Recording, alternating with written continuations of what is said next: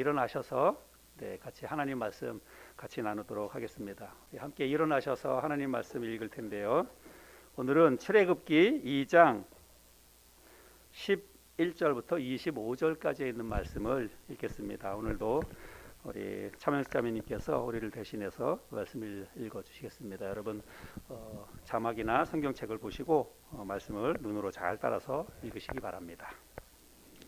모세가 장성한 후에 한 번은 자기 형제들에게 나가서 그들이 고되게 노동하는 것을 보더니 어떤 애굽 사람이 한 히브리 사람 곧 자기 형제를 치는 것을 본지라. 좌우를 살펴 사람이 없음을 보고 그 애굽 사람을 저죽여 모래 속에 감추니라. 이튿날 다시 나가니 두 히브리 사람이 서로 싸우는지라. 그 잘못한 사람에게 이르되 네가 어찌하여 동포를 치느냐 하매 그가 이르되 누가 너를 우리를 다스리는 자와 재판관으로 삼았느냐. 네가 애굽 사람은 죽인 것처럼 나도 죽이려느냐. 모세가 두려워하여 이르되 일이 탈로 되었도다. 바로가 이 일을 듣고 모세를 죽이고자 하여 찾는지라. 모세가 바로의 낯을 피하여 미디안 땅에 머물며 하루는 우물 곁에 앉았더라. 미디안 제사장에게 7달이 있었더니 그들이 와서 물을 길어 구유에 채우고 그들의 아버지의 양떼에게 먹이려 하는데 목자들이 와서 그들을 쫓는지라. 모세가 일어나 그들을 도와 그 양떼에게 먹이니라. 그들이 그들의 아버지 르우엘에게 이를 때에 아버지가 이르되 너희가 오늘은 어찌하여 이같이 속히 돌아오느냐. 그들이 이르되 한 애굽 사람이 우리를 목자들의 손에서 건져내고 우리를 위하여 물을 길어 양떼에게 먹였나이다. 아버지가 딸들에게 이르되 그 사람이 어디에 있느냐. 너희가 어찌하여 그 사람을 버려두고 왔느냐. 그를 청하여 음식을 대접하라 하였더라. 모세가 그와 동거하기를 기뻐하며 그가 그의 딸 시프라를 모세에게 주었더니 그가 아들을 낳음에 모세가 그의 이름을 게르솜이라 하여 이르되 내가 타국에서 내 나그네가 되었음이라 하였더라. 여러 해 후에 애굽 왕은 죽었고 이스라엘 자손은 고된 노동으로 말미암아 탄식하며 부르짖으니 그 고된 노동으로 말미암아 부르짖는 소리가 하나님께 상달된지라. 하나님이 그들의 고통 소리를 들으시고 하나님이 아브라함과 이삭과 야곱에게 세운 그의 언약을 기억하사 하나님이 이스라엘 자손을 돌보셨고 하나님이 그들을 기억하셨더라. 아멘. 제가 일주일에 한 두세 번 정도 군에 있는 우리 아들 다우리하고 전화 통화를 합니다. 어떻게 지내는지 궁금하고 그러니까 이제 가끔 제가 전화를 하지요. 근데 얼마 전에 제가 다우리한테 전화를 했는데 얘가 목소리가 힘이 좀 없는 거예요. 다른 때에 비해서. 그래서 또 이제 그런 거 하면 또 걱정이 되잖아요. 그래서 혹시 무슨 일 있었냐 그랬더니 무슨 일이 있었다는 거예요. 그래서 무슨 일이니 그랬더니 이제 부대 안에 다우리네 저도 이제 한번 가봤는데 부대 안에 안에 교회도 조그마한 교회도 하나 있고 그다음에 이제 병사들이 먹을 수 있는 식당이 또 따로 있거든요. 근데 이제 식당에 음식 그 부식을 싣고 오는 차들이 있잖아요. 부식을 싣고 오는 이렇게 차들이 왔다 갔다 이렇게 하는데 식당 주변이니까 그 근처에도 그 이렇게 고양이들이 많이 있는가 봐요. 부대에서 부대에서 군인들이 기르지는 않을 테고 어쨌든지 이렇게 돌아다니는 고양이들이 식당 근처이니까 이렇게 자주 오는가 봅니다. 그러면 이제 식당에서 일하는 그 아주머니가 고양이 밥도 주고 아마 그랬던 것 같죠. 그런데 조금 이제 듣기 좀 거북하신 분들도 있을지 모르겠는데 고양이가 거기에 많이 있는데 그 부식 싣고 오는 이 차가 아마 잘 못 봤던 것 같아요. 그래서 뒤로 이렇게 가다가 고양이를 치었던 것 같습니다. 그래서 이제 식당 아주머니가 이 사람 저 사람 찾다가 이제 만만한 게 다우리인 것 같아요. 그래서 이제 다우리를 이제 찾았어요. 그래서 다우리를 오라 그래가지고 다우리가 가봤는데 차가 고양이를 치고 못 봤으니까 그냥 차는 가버렸는데 고양이가 이제 너무 처참하게 이렇게 된 거예요. 근데 이렇게 다리도 부러지고 내장도 나오고 근데 이게 생명이 붙어 있는 거예요. 야옹야옹대고 그렇게 하니까 이 아주머니는 겁이 나서 어떻게 하질 못하고 그래서 이제 다우리 보러 어떻게 좀 해달라. 그래서 다우리가 걔도 이제 생전 처음 그런 걸 본 건데 그거를 이제 고양이를 이렇게 해가지고 조금 이제 그 안쪽으로 이렇게 갔다가 이제 야산 쪽에다가 이렇게 안 죽었으니까 그럼 어떻게 묻을 수도 없고 그래서 거기다 갖다가 이렇게 이제 이불 같은 걸로 해가지고 일단 그렇게 놔뒀답니다. 근데 이제 거기까지는 이제 괜찮았는데 저녁 때가 돼가지고 부대장이 이제 다우리를 찾더래요. 이제 수소문을 해가지고 다우리를 찾아서 그렇게 가봤더니 왜 고양이를 그렇게 해놨느냐고 이렇게 이제 다우리한테 뭐라고 질책을 하더랍니다. 그래서 이게 무슨 이유인가 했더니 나중에 보니까 그 고양이가 그런 상태였는데 거기서 어떻게 기어 나왔나 봐요. 그 사람들이 다니는 곳까지 또 이렇게 기어 나왔는 모양이에요. 그 몸을 가지고. 그러니까 이제 부대장은 왜 이제 그렇게 고양이가 나오게까지 그렇게 했느냐 이제 그렇게 이야기를 한 거겠죠. 그래서 다우리는 자기 딴에는 이제 고양이 이렇게 돌봐주려고 그 다른 사람이 안 나서니까 자기가 나서서 이제 그거를 했는데 그런 핀잔을 들으니까 이게 또 마음이 좀 상했어요. 그런데다가 계속해서 그게 이제 얘가 떠나질 않는 거예요. 그 모습이 고양이가 자기를 얼굴을 쳐다보면서 이렇게 야옹야옹 울고 있는 그 모습이 생각이 나가지고 애가 좀 충격이 됐어요. 그 저녁 밥도 못 먹고 막 그렇게 있었던 거예요. 그래서 네가 그래도 좀 귀한 일 했으니까 너무 마음에 담아두지 마라. 또 부대장은 그런 내용을 잘 몰랐으니까 너한테 아마 그렇게 했던 것 같다 그랬죠. 근데 나중에 이제 부대장이 다우리 다시 불러가지고 자초지종을 잘 몰라서 그랬다고 하면서 미안하다 이렇게 이야기를 했다고 그럽니다. 그리고 다우리가 그 다음 날 이제 가니까 고양이는 이제 죽어 있었고 그래서 그걸 이제 마무리를 잘 땅속에다 이렇게 묻어주었다고 그렇게 이야기를 했습니다. 잘 해보려고 제 딴에는 잘 해보려고 그랬는데 오히려 일이 꼬여서 힘들어지고 핀잔도 듣고 그랬지요. 근데 여러분 우리가 살다가 보면 이런 경우가 종종 있다는 것입니다. 내 딴에는 내가 선한 목적과 좋은 의도를 가지고 누군가를 도와주려고 하고 뭔가 좀 나서서 한번 굳은 일을 해보려고 했는데 오히려 그것 때문에 사람들한테 오해를 받기도 하고 또 그걸로 인해서 질책을 당하기도 하고 그럴 때가 종종 있다는 것입니다. 여러분 우리가 그럴 때 어떻게 해야 될까요? 내 의지와는 상관없이 내 의도와는 상관없이 다른 사람들로부터 오히려 그것 때문에 내가 공경에 처하고 어려운 일에 빠질 때가 있는데 여러분 그런 일을 당할 때 우리가 어떻게 해야 될까요? 오늘 본문 말씀을 통해서 그럴 때 우리가 어떻게 해야 하는지를 배울 수가 있습니다. 어머니의 믿음과 지혜로 목숨을 건진 이 아기 모세는 엄마 품에서 엄마 젖을 먹으면서 잘 자랐습니다. 그리고 마침내는 바로의 딸 공주의 아들로 입양이 되어서 왕궁에 들어가서 왕궁에서 어린 시절을 보내게 되었죠. 근데 성경에 보면 그 아기 모세의 어린 시절과 그리고 청소년기 시절에 대해서는 성경에 기록이 없어요. 그래서 그가 어떻게 자랐는지 이런 거에 대해서는 우리가 잘 알 수가 없습니다. 근데 우리가 추측해 보면 공주의 아들로 입양이 됐으니까 다른 사람들보다는 훨씬 더 좋은 여건 속에서 좋은 교육을 받으면서 그런 어린 시절을 잘 보냈을 것이다. 이거는 충분히 생각해 볼 수가 있죠. 그런데 이제 오늘 말씀에 보면 모세가 장성한 이후에 있었던 한 사건에 관한 기록입니다. 아마 성경에는 그냥 장성했다고 얘기하는데 그 20대 초반쯤 되지 않았을까 이런 생각을 해보게 됩니다. 하루는 모세가 왕궁에서 나가서 히브리 사람들이 모여서 사는 그 마을을 가게 되었습니다. 그런데 우리가 전후 사정을 고려해 볼 때 이 모세가 자기가 히브리 사람이라고 하는 것을 알고 있었습니다. 그가 히브리 사람이라고 하는 것을 알았다는 말은 곧 자기가 입양된 사람이다라고 하는 것도 알았다는 그런 뜻이 되겠죠. 그래서 히브리 사람이 사는 곳에 일부러 찾아갔어요. 자기 민족이니까. 그래서 그들을 찾아가서 보니까 그들이 너무 고생을 하면서 비참한 삶을 살고 있는 것입니다. 그 자기 자신의 동족이 그렇게 힘들고 학대받으면서 그 고된 노동을 하면서 힘들게 사는 모습을 보았을 때에 모세의 마음속에 어떤 마음이 들었을까요? 너무 안타깝고 그런 마음이 들었을 것입니다. 왜냐하면 자기의 부모도 자기의 형제도 저들 가운데 그가 잘 알 수는 없었지만 그의 부모들도 자기의 엄마도 다 저기에 똑같이 저렇게 고생을 하면서 살고 있겠구나 이런 것들을 모세가 생각했으니까 충분히 마음이 많이 아팠을 것입니다. 그런데 그것만 생각해도 가슴이 진짜 먹먹하고 그럴 텐데 그가 도저히 참을 수 없는 그런 광경을 눈앞에서 보게 됩니다. 한 애굽 사람이 그의 동족인 히브리 사람을 폭행하는 거예요. 성경에 보면 이게 그냥 뭐 이렇게 맞는다라고 얘기했는데 그냥 일방적으로 폭행을 당하는 모습을 보게 된 것입니다. 그래서 애굽 사람이 자기 히브리 민족을 폭행하는 장면을 눈앞에서 보게 되었습니다.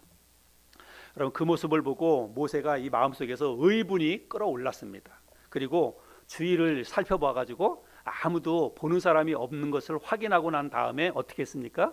모세가 그 애굽 사람을 쳐 죽였다. 성경에서 그렇게 말하고 있습니다. 쳐 죽였다는 것은 아마 돌이나 몽둥이 같은 걸로 사람을 때려서 죽였다라고 하는 것이 되겠죠. 그리고 나서 모래 속에다가 그 사람을 파묻어서 은폐를 시킵니다.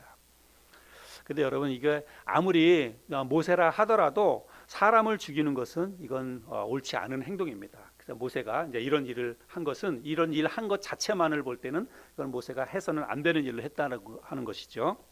근데 그가 분노나 어떤 격한 감정을 우리가 잘 다스리지 못하면 우리도 이런 실수를 할 수 있다는 것입니다. 그래서 우리가 평상시에도 물론 우리가 다 감정이 있기 때문에 어떤 일들을 볼 때 화가 끌어오르기도 하고 참지 못하고 욱하는 그런 것들이 있을 수 있지만 하여간 자기 자신의 감정을 잘 조절하는 게 우리에게 참 필요하다 이런 생각을 해보게 됩니다. 근데 우리가 영화나 드라마나 이런 장면을 보면 어떤 뭐 살인 사건이라든지 강도 짓을 한 사람이라든지 그런 사람들이 반드시 그 현장에 나중에 다시 가는 것을 볼 수 있어요. 그렇죠? 예. 그래서 이제 자기 자신이 한 일이 탄로 나게 될 건가 안 할 건가 이렇게 걱정이 되기 때문에 그렇겠죠. 그래서 범인은 항상 현장에 다시 나타난다 이런 말들이 있는데 모세가 다음 날 그 현장을 다시 찾아갑니다.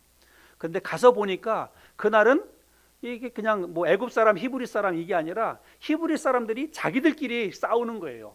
자기들끼리 그냥 치고받고 싸우는 이런 모습을 보게 되었습니다. 이 불쌍한 사람들이잖아요. 정말 그 학대받으면서 노예로 그렇게 살고 있으니까 얼마나 서로 불쌍한 사람들입니까? 근데 불쌍한 사람들끼리 서로 위해주고 또 서로 격려하고 또 서로 도와가면서 뭐 이렇게 살아도 시원찮을 판인데 서로 치고받고 싸우고 있는 거예요. 그러니까 그 모습을 보고 모세가 마음속에 얼마나 이게 좀 답답한 마음이 들었을까 이런 생각도 해보게 됩니다. 그래서 모세가 또 그 장면을 그냥 넘어가지 못하고 거기에 또 끼어들어서 이야기합니다. 그래서 그 가운데 잘못한 사람에게 어찌해서 네가 동족 사람을 그렇게 괴롭히고 때리느냐라고 하면서 질책을 하지요. 그랬더니 그 사람들이 뭐라고 이야기합니까? 오늘 본문 말씀 14절 말씀인데요. 우리 14절 말씀을 다시 한번 또 읽어주시기 바랍니다. 그가 이르되 누가 너를 우리를 다스리는 자와 재판관으로 삼았느냐? 네가 애굽 사람을 죽인 것처럼 나도 죽이려느냐? 예. 그래서 이 말을 들어보니까 네가 누가 너를 재판관으로 삼았느냐? 우리 가운데 일어나는 일에 대해서 네가 무슨 그 자격으로 이런 것들을 나서느냐라고 이야기하면서 네가 그 애굽 사람을 죽인 것처럼 나도 죽이려고 그러느냐? 이렇게 이야기를 하는 거예요. 모세가 이 이야기를 들었을 때 어떻게 했을까요? 가슴이 철렁했겠죠. 예, 자기가 했던 일이 자기는 그냥 아무도 보는 사람이 없는 곳에서 사람을 쳐 죽이고 그리고 몰래 모래에 파묻어서 이게 그냥 완벽히 다 끝났다라고 생각을 했는데 본 사람들이 있다는 것입니다. 그리고 그것이 이미 탄로 났다고 하는 거예요. 그래서 모세가 일이 탄로 난 것을 깨닫습니다. 그리고 나중에 보면 급기야 이 모든 일이 바로 왕의 귀에게까지 들어가게 됩니다. 그래서 바로가 병사들을 풀어서 모세를 잡아들이라고 이야기합니다. 그래서 모세를 죽이려고 바로 왕이 병사를 풀었어요. 이미 이 당시에 바로 왕은 그 히브리 민족에 대해서 굉장히 아주 그냥 적개심을 가지고 있었습니다. 그래서 어떻게 하면 히브리 민족을 말살시킬까라고 하는 생각을 이 바로 왕이 가지고 있었는데 그런데 이 모세가 물론 이제 자기의 딸이 그 양자로 삼았지만 히브리 민족이잖아요. 그래서 바로 왕이 이 모세를 죽이려고 싹을 잘라버리려고 이제 모세를 병사를 풀어서 찾았다는 것입니다. 그래서 결국은 죽음의 위협을 느낀 모세가 그 길로 주랭랑을 치지요. 그가 어디로 도망을 가냐면 미디안이라고 하는 곳으로 도망을 갑니다. 이 미디안은 이스라엘 나라 가운데 그 요단강이 흐르는데 요단강 동쪽에 있는 땅이에요. 요단강 동쪽 모압과 암몬, 에돔 지역에 있었던 그 도시 이름이 미디안인데 애굽에서부터 거기까지 요단강을 건너서 거기까지 가는 것은 뭐 수백 킬로 이상 떨어진 것입니다. 그러니까 모세가 겁을 먹고 얼마나 멀리 도망간 거예요? 수백 킬로 넘는 곳을 그 모세가 도망을 갔다고 하는 것입니다. 여러분 모세는 그 공주의 아들에서 한순간에 살인자가 되고 또 한순간에 도망자가 되었다고 하는 것이죠. 그런데 그가 그런 신분으로 바뀌게 된 것은 어찌 보자면 동족을 위해서 그가 나섰다가 일이 꼬여서 그렇게 된 것입니다. 그러면 다른 사람들은 몰라도 같은 히브리 민족 사람이라고 한다면 사실은 모세가 한 일을 눈 감아줄 수도 있잖아요. 그렇죠? 예, 자기 민족을 학대하고 폭행하는 그 애굽 사람을 모세가 대신 응징을 해줬으니까 그 모세가 한 일에 대해서 눈 감아주고 혹은 잘했다고 당신이 진짜 우리 민족을 위해서 여기 대신 안 갚아줬으니까 잘했다고 고맙다고 이렇게 해도 뭐 시원치 않을 판인데 그 같은 동족 사람의 입에서 그 모세가 한 일이 발설이 됐기 때문에 모세가 결국은 그 일 때문에 이렇게 궁에서 쫓겨나게 됐고 미디안으로 도망을 가게 되었죠. 그래서 이걸만 생각해 보면 어찌 보자면 진짜 분하고 억울하다고 이렇게 생각할 수도 있습니다. 그런데 모세가 그 먼 미디안 땅으로 도망을 갔는데 그곳에서 모세의 새로운 인생, 새로운 삶이 오히려 시작되게 되는 것을 볼 수가 있습니다. 전화위복이 되었다라고 할 수가 있겠지요. 미디안으로 도망을 가서 한 우물가에 앉아 있었는데 그곳에 미디안의 한 제사장의 딸들이 짐승에게 먹일 물을 길러 오는 것입니다. 근데 여기 보면 7명의 딸이 있다라고 얘기하는데 여기 보면 아마 이 제사장에게는 아들이 없었던 것 같아요. 그냥 딸만 7 있었던 것 같습니다. 그래서 그 지역은 이제 목축을 하는 그런 지역이니까 짐승들에게 그 물을 먹이기 위해서 우물가에 물을 길러 온 거예요. 그런데 그곳에서 다른 목자들이 이 딸들을 괴롭히는 것입니다. 아마 이거는 그냥 그 물에 대한 다툼 때문에 그랬을 거예요. 그래서 우물은 하나인데 여러 양치는 사람들이 여러 곳에서 모여서 오다 보면 그러면 이제 그 물에 대한 뭐 그 시시비비가 얼마든지 일어나죠. 그런데 여기는 다 여자들만 있으니까 그 다른 목자들이 깔보고 이 딸들을 괴롭히고 그 물 깃는 것에 대해서 방해를 놓았을 것 같습니다. 근데 거기에 누가 있었냐면 모세가 있었어요. 근데 모세는 또 이런 걸 가만히 못 봅니다. 그래서 모세가 나서 가지고 그 목자들을 다 내쫓고 그래서 이 딸들에게 이제 물을 잘 길러가게 하고 그리고 자기가 나서 가지고 물을 길러서 같이 짐승들에게 먹이기도 하고 이제 이렇게 일을 도와주었다고 하는 것입니다. 뭐 모세가 오지랖이 넓다 이렇게 얘기할 수도 있고 가만히 보면 모세가 의협심이 좀 강했던 사람인 것 같아요. 그렇죠? 아까 말씀에도 보면 그 애굽 사람을 그렇게 응징하는 모습도 보게 되고 또 이런 모습도 보면 항상 이런 마음이 좀 있었던 그런 사람인 것 같습니다. 그래서 이 그 딸들을 도와서 짐승을 잘 먹이고 그 물을 먹이고 그래서 다른 때보다 이 딸들이 짐승을 먹이는 일이 빨리 끝났어요. 그래서 짐승을 몰고 이게 집으로 가니까 아버지가 묻죠. 너희들이 오늘은 어떻게 이렇게 빨리 돌아왔느냐. 그렇게 얘기하니까 딸들이 그동안에 있었던 일들을 다 이야기하는 거예요. 모세라고 하는 사람이 도와줘서 우리가 위기에 빠졌지만 오히려 그 목자들을 쫓아내고 우리 짐승을 다 그 사람이 먹여주었다 이렇게 이야기를 하는 겁니다. 그러니까 아버지가 뭐라고 얘기하냐면 그러면 그 사람이 어디 있냐, 너희가 왜 그렇게 고맙게 그렇게 도움을 받았는데 그 사람을 데리고 오지 않았냐 이렇게 이야기를 하죠. 그래서 그 사람을 다시 데리고 오라고, 데리고 와서 우리 집에서 음식을 대접해야 되겠다라고 해서 데리고 오라고 이야기합니다. 그래서 가서 모세를 데리고 와요. 그래서 그 집에서 음식을 대접하고 또 그렇게 지내다가 이 그 미디안 그 제사장이 자기의 딸 가운데 하나를 모세에게 아내로 줍니다. 그리고 거기서 결혼을 시키고 자기의 사위로 맞이하게 되는 거예요. 근데 여러분 모세는 지금 그야말로 호롤단신으로 살인자가 되어서 거기 미디안 땅까지 도망을 왔어요. 그러면 그곳에서는 아무도 아는 사람이 없는 거예요. 누가 도와주지 않으면 그는 그야말로 거렁뱅이로 이제 그렇게 뭐 어렵게 살아가야 되는 처지인데 그곳에서 그런 이제 우물가에서 도와준 그 사건으로 인해서 미디안의 한 제사장의 그 사위가 되었습니다. 그리고 그곳에서 이제 같이 가축을 치면서 그곳에서 시간들을 보내게 되는 것입니다. 거기서 아내도 맞이하고 게르솜이라고 하는 아들도 낳고 그래서 가정을 이루어서 행복한 가정을 이루어서 그곳에서 새로운 인생을 다시 시작할 수가 있게 되었다는 것입니다. 그리고 애굽에 있는 바로 왕이 죽을 때까지 그곳에 머물면서 그가 새로운 인생의 어떤 터전을 맞이할 수 있었다는 것입니다. 오히려 그야말로 정말 어떤 그 생명의 위협을 받아서 먼 나라로 도망을 가는 그런 입장이었지만 그곳에서 오히려 새로운 인생이 시작되는 전화위복을 겪게 되었다라고 하는 것입니다. 여러분 우리가 이렇게 지내다가 보면 일이 꼬이거나 어떤 일이 내가 하지 못했는데 어떻게 일이 힘들어지거나 그럴 때 우리가 주로 하는 말들이 있어요. 예, 일반적으로 사람들이 재수가 없다 이렇게 이야기를 하기도 하고 또 때로는 팔자가 사납다 이런 말을 하기도 하고 그렇습니다. 그런데 재수가 없거나 팔자가 사나운 것으로 따지면 모세도 정말 만만치가 않습니다. 그렇죠? 우리가 지금 출애굽기 말씀을 계속 보고 있는데 모세는 태어나면서부터 죽을 운명을 가지고 태어난 사람입니다. 그가 태어나는 그 순간에 모든 히브리 민족의 사내 아이들은 다 죽임을 당해야 되는 그런 시기에 모세가 태어났으니까 팔자로 보면 진짜 사나운 팔자를 가지고 태어난 것이지요. 공주의 아들로 왕궁에서 좋은 교육을 받으면서 또 좋은 옷을 입고 좋은 음식을 먹으며 잘 살 수 있었지만 한순간에 그가 살인자가 되었습니다. 그리고 호를 단신으로 낯선 땅으로 도망을 가야만 했습니다.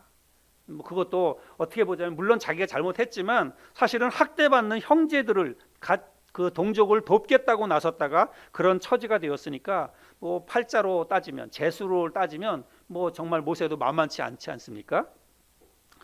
근데 우리가 살다가 보면 여러분 우리에게도 이런 일들이 종종 일어난다고 하는 것입니다. 내가 뭘 잘못해서가 아니라 내 딴에는 잘해 보려고 했는데 또 좋은 목적과 좋은 의도로 내가 그 일에 나섰는데 오히려 일이 꼬이고 또 그때부터 하는 일이 점점 더 힘들어지고 어려워지는 것을 경험하게 된다는 것입니다. 그럴 때 우리 예수 믿는 사람들이 믿음의 시험이 들 수가 있어요. 내 딴에는 열심히 주님 섬기고 나 정말 한번 이제부터 정말 열심히 신앙생활 해보겠다. 그리고 내가 정말 선한 목적을 가지고 다른 사람도 돕고 막 그렇게 좋은 일들은 막 하는데 갑자기 뜻하지 않은 이 어려운 일이 생기는 거예요. 예전에는 잘 몰랐는데 오히려 내가 그런 좋은 목적을 가지고 열심히 하는데 그런 일이 딱 생길 때 진짜 우리의 마음속에 시험이 들기도 하고 그렇다는 것입니다. 야, 진짜 내가 재수가 없는 걸까? 아니면 팔자가 사나운 걸까? 아니면 하나님이 내 믿음을 시험하시는 걸까? 이런저런 별의별 생각들이 그럴 때 우리에게 다 찾아온다고 하는 것입니다. 네, 오늘 또 오랜만에 우리 하민주 자매님 오셨는데 네, 반갑습니다.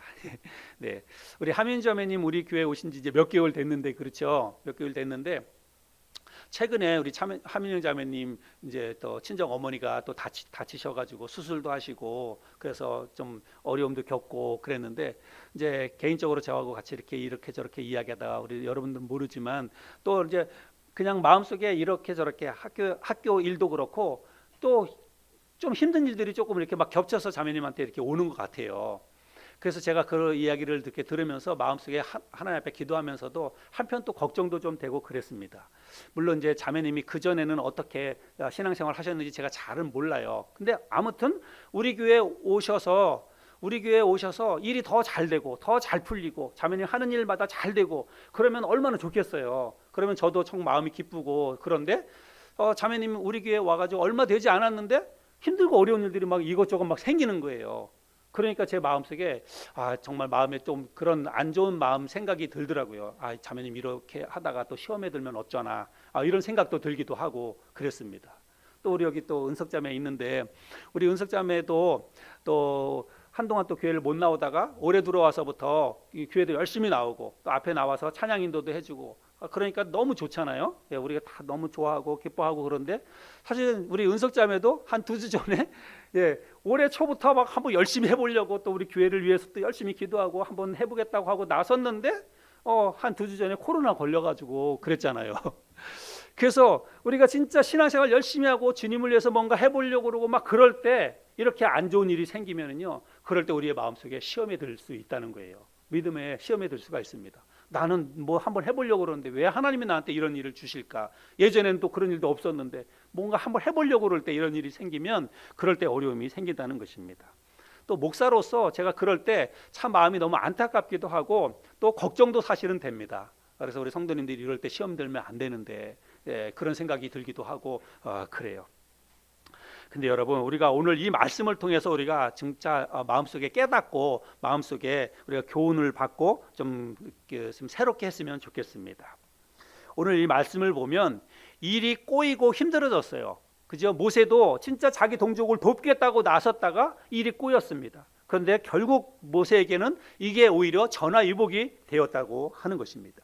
미디안 땅으로 도망을 갔지만 그곳에서 그가 새로운 인생이 시작되게 되었다는 것입니다.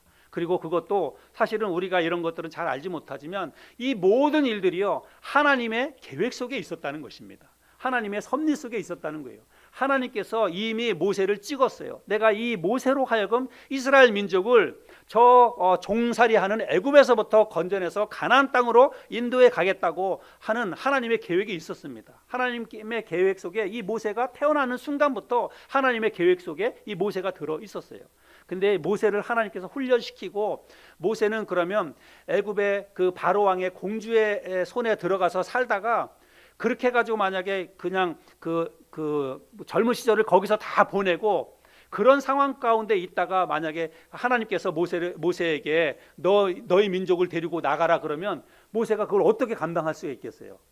예? 자기도 애굽의 바로의 공주의 그 아들로만 그렇게 살고 있었고 다른 어떤 것도 경험해 보지 않은 상태라고 하면 모세가 그 일을 감당할 수 없었으리라고 생각을 합니다. 그래서 하나님께서 모세를 미디안 저 광야 땅에 끌어내서 거기서 애굽에 있을 때에는 여러분 그 양치는 거 이런 거 못해요. 그러나 미디안 땅에서 그가 그 미디안 대제사장의 그 사위가 되어서 한 일이 뭐냐면 양을 치는 일이었어요. 그래서 양치는 그 일을 수년간 거기서 도와가면서 그 광야 생활을 경험하는 것입니다. 양치면서 그런 것을 경험을 하게 하셨다고 저는 생각을 합니다. 그래서 하나님께서 모세를 먼저 애굽에서 건져내고 그리고 나서 이제 자기 민족의 사람들을 형편을 살펴볼 수 있도록 그렇게 저는 하나님의 계획 속에 모세를 불러내셨다고 믿습니다.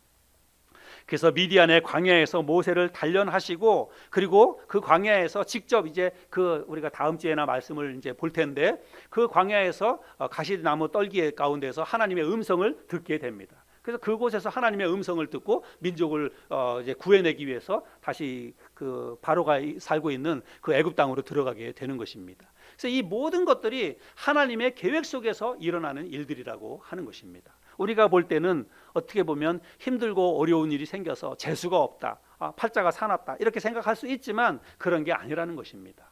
그래서 하나님의 계획 속에 하나님의 섭리 속에 힘들고 어려운 일이 있었지만 하나님께서 그 일을 통해서 뭔가 새로운 일을 이루어 가시기 위해서 그러한 일도 허락하셨다는 그런 뜻입니다. 그래서 우리가 살아가다가 힘들고 어려운 일이 생길 때에 일이 꼬이고 그 일로 인해서 점점 더 어떤 일들이 힘들어질 때에 우리가 재수가 없다거나 혹은 팔자가 사납다거나 이렇게 한탄하거나 낙심하지 말아야 한다는 사실입니다. 여러분 우리 예수 믿는 사람들은요 재수 타령하면 안 돼요. 팔자 타령하면 안 됩니다. 왜 안 되냐면 그 속에서도 그저 좋은 일 속에서만 하나님의 뜻이 있는 것이 아니라 힘들고 어려운 일 꼬이고 정말 내 생각 속에서는 왜 이런 일들이 자꾸만 생기는가, 왜 이렇게 힘들고 어려운 일이 나한테 자꾸만 겹쳐서 오는가 이렇게 생각할 수 있지만 여러분 그 힘들고 어려운 일 속에 하나님의 섭리가 있을 수 있다는 거예요. 하나님의 또 다른 계획이 있을 수 있다는 사실입니다. 이스라엘 백성들이 바벨론의 포로로 끌려가서 그곳에서 70년 동안 온갖 수치와 모욕을 당하면서 고생을 합니다. 근데 그럴 때에 하나님께서 예레미야 선지자를 통해서 그들에게 하신 말씀이 있어요. 그들이 바벨론 포로 생활 가운데에서 너무 힘들고 어려운 가운데 있었을 때에 하나님께서 예레미야 선지자를 통해서 그 이스라엘 백성들을 향한 내 뜻이 무엇이다 라고 하는 것을 예레미야 선지자를 통해서 하나님이 해주신 말씀이 있는데요, 예레미야 29장 11절 말씀입니다. 예레미야 29장 11절 말씀을 또 한번 읽어주시기 바랍니다. 여호와의 말씀이니라. 너희를 향한 나의 생각을 내가 아나니 평안이요 재앙이 아니니라. 너희에게 미래와 희망을 주는 것이니라. 이스라엘 백성들의 입장에서 생각해 보면 그 바벨론의 포로로 끌려가서 한두 해도 아니고 70년 동안 지내는 동안에 그들이 마음이 얼마나 낙심이 되고 상하고 어려웠겠습니까? 우리가 하나님을 믿고 섬긴다고 하는데 하나님 믿지 않는 이방인들도 다 잘 사는 것 같은데 왜 우리가 여호와 하나님을 믿는 그 우리인데 하나님께서 우리에게 왜 이런 고통을 주실까? 왜 이런 그 어려움을 주실까, 이런 생각을 하면서 팔자 타령하고 재수 타령을 하고 그럴 수 있었을 것입니다. 그런데 하나님께서 그들을 향한 하나님의 뜻은 재앙이 아니라는 것입니다. 하나님께서 그들에게 평안을 주기 위하고 그들에게 희망을 주기 위함이다라고 말씀하고 있습니다. 여러분, 혹시 여러분의 삶 가운데 지금 힘들고 어려운 일이 있으신가요? 주님을 더 잘 섬기고 신앙생활도 내가 정말 더 열심히 한번 해보겠다고 다짐하고 열심히 하는데 오히려 일이 점점 더 어려워지고 일이 점점 더 꼬이고 건강도 안 좋아지고 물질적으로도 더 어려워지고, 만약에 지금 그런 가운데 혹시 있으신가요? 여러분, 이럴 때 정말 우리가 이럴 때 조심해야 됩니다. 이럴 때 오히려 더 우리가 믿음을 견고히 해야 됩니다. 자칫 잘못하면 이럴 때 우리가 넘어질 수 있어요. 마귀 사탄이 여러 가지 다양한 방법을 가지고 우리의 삶을 도전해 옵니다. 세상에 있는 여러 가지 쾌락과 죄악을 가지고도 우리를 넘어뜨리려고 우리에게 다가오지만, 때로는 이렇게 힘들고 어려운 일을 통해서 그냥 내 의지와는 상관없이 나는 정말 잘해보려고 열심히 해보려고 했는데, 그런데도 불구하고 어떤 일이 꼬이는 그런 일들을 통해서 마귀 사탄이 우리를 공격해 올 수 있다는 사실입니다. 우리가 이거를 잘 알고 대처해야 돼요. 마귀 사탄도 그렇게 역사하지만 여러분, 그 뒷면에 하나님이 살아계시고 하나님께서 그런 어려운 가운데에서도 우리를 향한 색다른 전혀 다른 그런 계획을 가지고 있다는 사실들을 우리가 절대로 잊지 말아야 합니다. 오늘 이 말씀을 통해서 우리의 마음을 다시 한번 정돈해 볼 수 있기를 바랍니다. 혹시라도 우리 마음속에 어떤 일이 안 되고 어려운 일을 겪으면서 내 마음속에 좀 하나님에 대한 의심하는 마음이라든지 혹은 뭐 재수 타령을 한다든지 그런 것이 우리에게 조금이라도 있었다면, 오늘 이 말씀을 통해서 그런 마음들을 싹 정리해버리고 싹 버리고, 비록 힘들고 어렵지만 하나님께서 지금도 나와 함께 하고 계신다. 하나님께서 이 어려운 일을 통해서도 나에게 뭔가 깨달음을 주실 것이다. 그리고 이거를 통해서 새롭게 나를 전화위복으로 삼아 주셔서 새로운 희망을 주시고 나에게 새로운 놀라운 은혜와 복을 주시기 위해서 잠시 잠깐 이런 고난을 허락하셨다라고 믿고 받아들이고, 이런 어려움들을 잘 견디고 이겨낼 수 있는 저와 여러분 모두가 될 수 있기를 바랍니다.